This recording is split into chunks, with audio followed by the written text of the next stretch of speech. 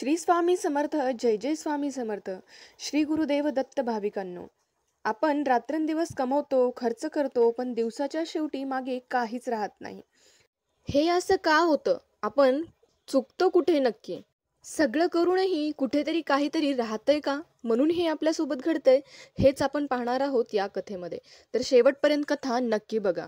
आणि तुम्ही जर आमच्या चॅनलवर नवीन असाल तर चॅनलला नक्कीच सबस्क्राईब करा आणि बेल आयकॉन दाबायला विसरू नका. म्हणजे आमचा प्रत्येक व्हिडिओ हा थेट तुमच्यापर्यंत पोहोचण्यासाठी मदत होईल.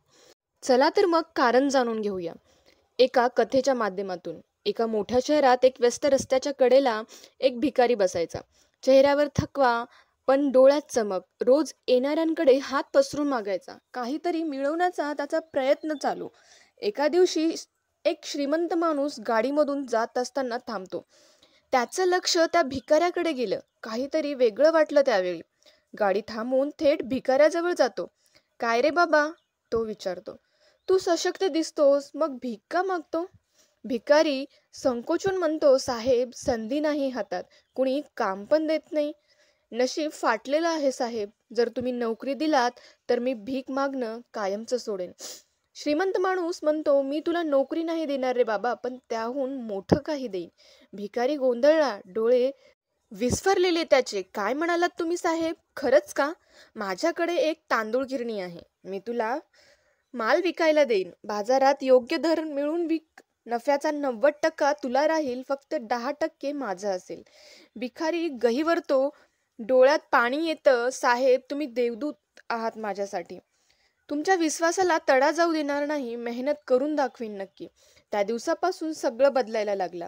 भिकारी सकाळी लवकर उठून कामाला लागला.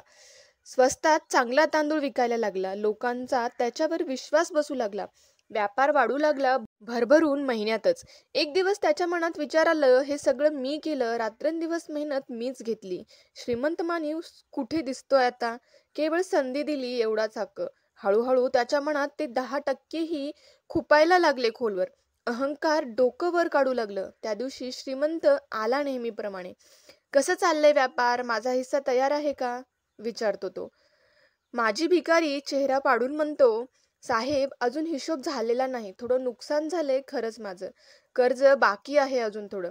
श्रीमंत शांतपणे त्याच्याकडे पाहून म्हणतो, "तू चांगलाच नफा झालाय रे. फक्त 10% मी मागतोय. आपण ठरवलेलं आठवतंय का तुला?" भिकारी चिडून थोडं उर्मटपणे म्हणतो, "साहेब, मेहनत मी केली सगळी. धंदा मी उभा केलाय पूर्णपणे. तुम्ही फक्त सुरुवात करून दिलीत. आता नफ्यावर तुमचा काय हक्क?" श्रीमंत माणूस फक्त स्मित करतो. शांतपणे तिथून निघून जातो. ही गोष्ट आहे श्रीमंत भिकाऱ्याची नाही. ही गोष्ट आहे आपली आणि त्या भगवंताची. आणि तीही खरी. भगवंत आपल्याला जन्म देणारा, शरीर, वाणी, बुद्धी देणारा तोच. आपल्याला जगायला संधी देतो तोच. हे जीवन म्हणजे त्याचीच गिरणी. आपण मेहनत करतो दिवस रात्र प्रामाणिक, प्रगती करतो, नाम कमवतो सगळीकडे. पण तरीही जेव्हा भगवंत आपल्याकडे फक्त 10% वेळ मागतो, किंवा 10% श्रद्धा मागतो, किंवा उत्पन्नातून 10% सत्कर्म, तेव्हा आपलं मन म्हणतं अगदीच, सगळं माझ्यामुळेच झालं. देव कुठे होता? हे खरं आहे आपल्या अपयशाचं मूळ. म्हणून 24 तासापैकी फक्त 10% भगवंताच्या स्मरणात घालवा रोज. आपल्या कमाईतून 10% भाग सत्कर्मासाठी वापरा मनापासून नेहमी. कधीही विसरू नका हा संदेश. संधी दिल्याशिवाय प्रगती शक्य नाही. देव आपल्याला जे देतो त्याचा हक्क विसरू नका कृपया. हा लेख आवडला असेल तर मित्रमंडळींना जरूर शेअर करावा.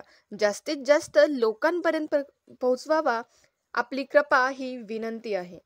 आणि हो, तुम्ही जर आमच्या चॅनलवर नवीन असाल तर नक्की चॅनलला सबस्क्राईब करा.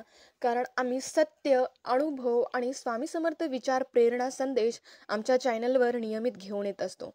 चला तर मग भेटूया पुढच्या अशाच एका नवीन संदेशासोबत. तोपर्यंत श्री स्वामी समर्थ. जय जय स्वामी समर्थ. श्री गुरुदेव दत्त.